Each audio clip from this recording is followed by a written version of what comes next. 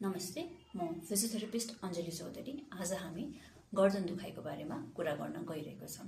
धेरै समय कम्प्युटर, किताब वा फोनलाई निहुरेर हेरिरह्यो भने चाहिँ घाँटीको मांसपेशीले आफ्नो टाउकोको भारलाई सम्हाल्न नसकेर घाँटीको मांसपेशीहरू सारो र कमजोर भएर जान्छ, जसले गर्दा गर्दन, टाउको र दुखाइ कहिलेकाहीँ हातसम्म पनि पुग्न सक्छ।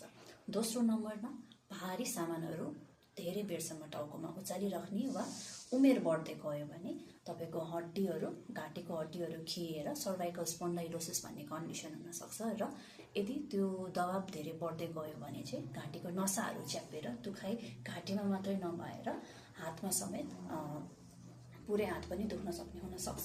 यी सबै कारणले घाँटी दुखिरहेको छ, टाउको दुखिरहेको छ वा हातहरू दुखिरहेको छ भने चाहिँ फिजियोथेरापिस्टकोमा भिजिट गर्नुपर्ने हुन्छ। उहाँहरूले तपाईँलाई सही पोस्चर सिकाउनुहुन्छ, जसले गर्दा तपाईँको टाउकोमा भार नपरोस् र गर्दनलाई पनि सहज होस्।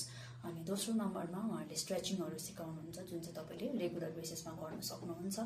तेस्रो नम्बरमा यो घाँटीको मासुलाई कसरी बलियो बनाउने र माथिको अप्पर ब्याकलाई कसरी बलियो बनाउने यो कुराहरू सिकाउनुहुन्छ। चौथो नम्बरमा मायोफेसियल रिलिज वा ट्र्याक्सन युज गरेर जति पनि जोइन्टमा प्रेसरहरू छ त्यो सबैलाई नियन्त्रण गरिदिनुहुन्छ।